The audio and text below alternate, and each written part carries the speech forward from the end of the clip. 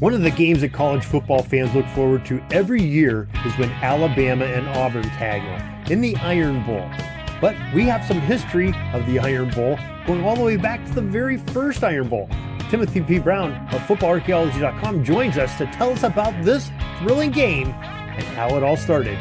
Tim's up in just a moment to let us know.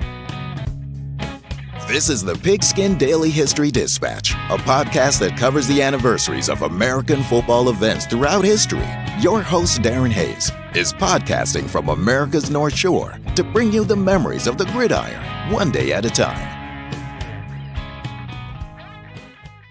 This is Darren Hayes of PigskinDispatch.com. Welcome once again to the Pig Pen, your portal to positive football history, and welcome to another Tuesday where we get to go back in some antiquity of football and shared by footballarchaeology.com's Tim Brown. Tim, welcome back to the Pig Pen. Hey, Darren. Good to chat again. And this one really does go back. This is a little story about people taking different roles and roll tide. And it all kind of comes together. Well, I figured you would have an iron grip on this story, so we knew you were the right guy to talk about it. Very good with the iron reference. So, hey, I do work in the steel industry, so something I know a little bit about. Okay, but we're trying to segue into a recent tidbit. This time it is recent. Last week I was off a little bit, but Tim wrote that was titled "The First Iron Bowl and 1892 to 1893 Auburn Football Images." So this is one you're going to want to take a look at some of the images. We have the link to Tim's website, to this article in the show notes of both YouTube and the podcast. So you can check those out as Tim's talking here. So Tim, what can you tell us about this one? Yeah, I was going to say the same thing, that you got to see the images as you're listening. But so this is, this is one of my favorite. These kinds of things are some of my favorite stories, and it's so, and I mentioned the thing about people play different roles, and I'll kind of come back to that at the end. But it's kind of the idea that people, so like you play a role in the football history thing because you do all these podcasts and you bring all kinds of different people together, people from who've written different books or, whatever, they've got different interests, and you kind of showcase whatever their work is. And then there's people who are collectors of different things. And in this particular case, there's a guy who's has become a friend of mine through, the football history world, named John Gianantonio. And one of his big interests is old, and I do mean old, so pre-1900s images of football teams and players. And so I don't know how he does it. I've never asked, but he obtains these images of these ancient images of football teams. And so, but not only him, but there's other folks out there who sometimes reach out to me to say, like, hey, I've got these images, or I'm thinking about buying these, and I'm trying to figure out what the heck is going on here, or who's in this image. What are the teams? What's the team? What team is pictured here? Where is this happening? Or what are they doing? It shows some kind of game action, or it shows them practicing, and it's like, what is going on here? It doesn't look like anything that's familiar today because football has evolved and changed. So, my kind of shtick is more like the rules and techniques and play designs and kind of how the stuff actually worked, right? And so, but so you kind of get different people with different interests coming together, and eventually you can kind of figure out what's going on there. And so, in this case, it was just a situation where John had acquired these images, and he's like, these images are from 1893, and it was, basically it's primarily images of Auburn football in their first year of playing. And one of the images he had was them playing Alabama. It was a game action image of them against Alabama in the first Iron Bowl, which is back to your iron reference. So these are just like really, just incredible images. but there were a couple where it's like, what the heck is going on there? And his primary question really was like, here was Auburn lined up in a flying wedge in 1892, 1893, and it was a little bit unclear about when it happened, but um, they the flying wedge was the first time it was shown was Harvard ran it against Yale at the end of the 1892 season. So it's like, how did Auburn run the flying wedge shortly after Harvard ran it? It's like, how did that happen? So that was kind of the original mystery. And so, anyways, digging into it, it turned out that both Auburn and Alabama, Auburn played a game in the spring of '92, and then they played 3 or 4 games in the fall of '92. Auburn, Alabama also played like 4 games in the fall of '92. And then they agreed to play one another in February of '93. So, and both teams wanted to kick the other's butt. So they solicited help from some of the Northeastern teams to get a coach to come down and help them. And so Auburn got a guy named, I think it's Galliette, but David Balliet, Balliet or Ballier, I'm not sure, who played for Princeton, and Penn got a guy named Louis Vale who played for Penn. Now both those were juniors, but somehow they agreed to come on down and teach these guys or coach them for a little bit. And so that's how Auburn ends up. One of the pictures shows them lined up in the flying wedge. So they learned it from these Northeastern guys who came down to coach them, right? And the game report shows that Alabama also was running the flying wedge. So they were probably, Bama and Auburn were probably among the first teams to run the flying wedge in gameplay, despite the fact that it was a Northeastern innovation. So it's just kind of this goofy thing that went on. And then one of the other images shows this kind of oddball formation. It's like, what the heck are they? They're lined up in like 4, like all the guys except maybe 1 or 2 are a little bit further back. But most of the guys are within like 4 or 5 yards of one another in the vertical dimension, but horizontally they're kind of spread out. So it's like, and they don't have a ball, so they're not in an offensive formation. So what are they doing? And I mean, I had some other period like drawings or illustrations, and so it's pretty clear that what they were doing was they were on what we would consider today to be a kick return team.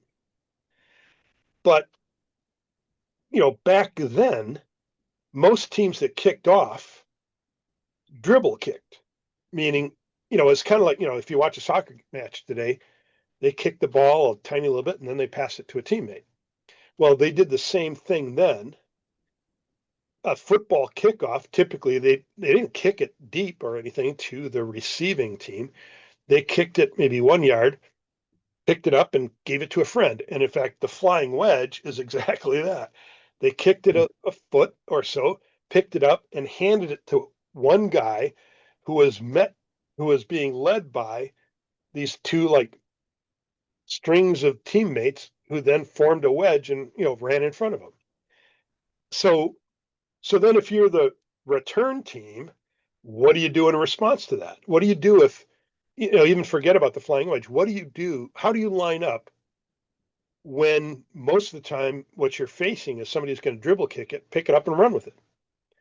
Well, you line up in a formation where most of your team, they're going to be 10 yards back because you had to be on a free kick back then.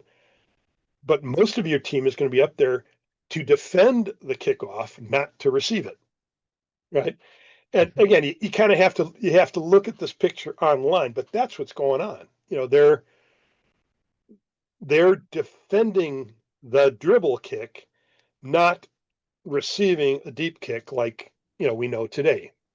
So, You know, so in essence, what you're saying back then, the kicking team was actually keeping the ball. They were actually they were the exactly. kicking team and the return team. The other one was just a defensive, trying to stop whatever Yep, advancement they were doing. yep, Just yep. similar to soccer. Okay.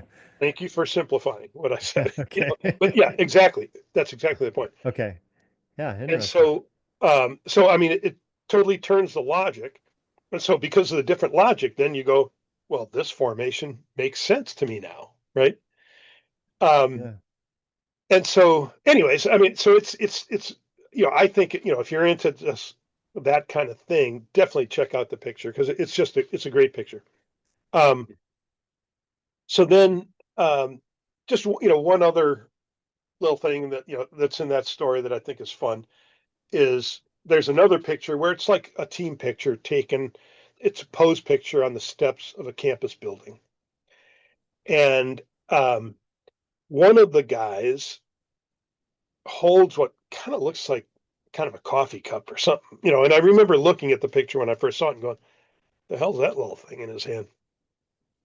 And in reading the old newspaper stories about it, one of them was telling how at the end of the game, which Auburn won, uh, a young woman who was from Tuscaloosa, where the game was played, presented a silver cup to Auburn because they won the game. And so this guy holding this cup, he's holding this silver cup that this young woman had presented. And so it's one of those things like if you didn't know that that was the case, you might not even notice in the image that was the cup, right? And then I was able to verify the shape of the cup through some images on Auburn's archives.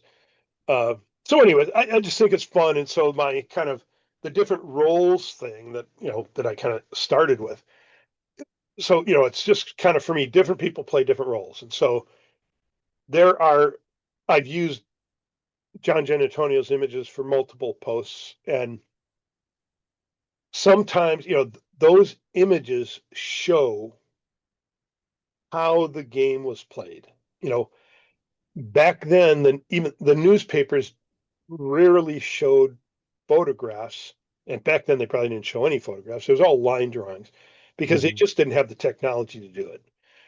And so people who collect those old images and then share them uh, give us a true picture of how the game was played back in 1892 or 1893, right? Otherwise, we're kind of guessing and we're kind of looking at written descriptions, and it's just harder. You need the written description, but you also having images and even drawings helps you understand what was actually going on.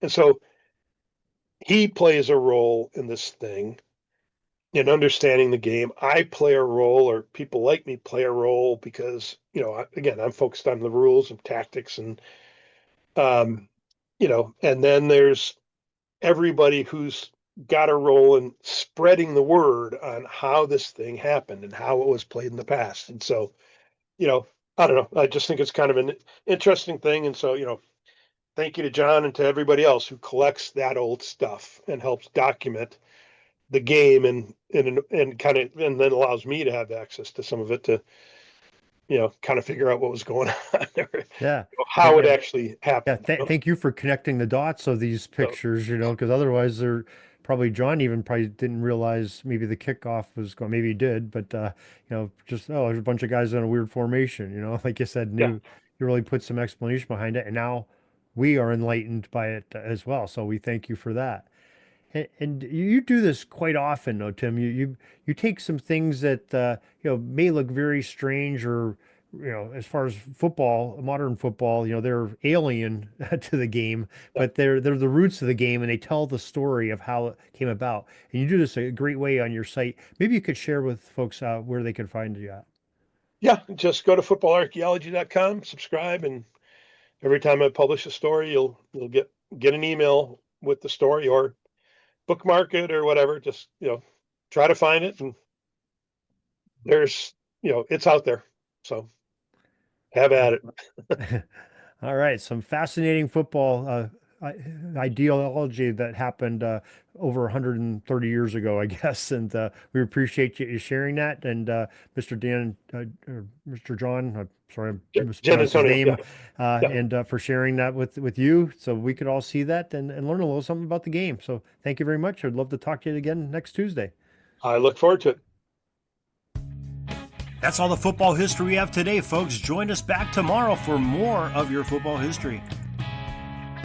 We invite you to check out our website, pigskindispatch.com, not only to see the daily football history, but to experience positive football with our many articles on the good people of the game, as well as our own football comic strip, Cleat Marks Comics.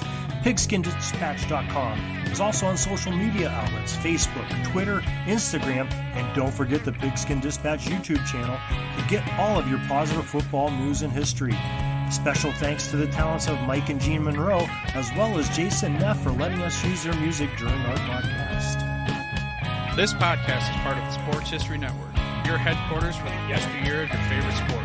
You can learn more at sportshistorynetwork.com.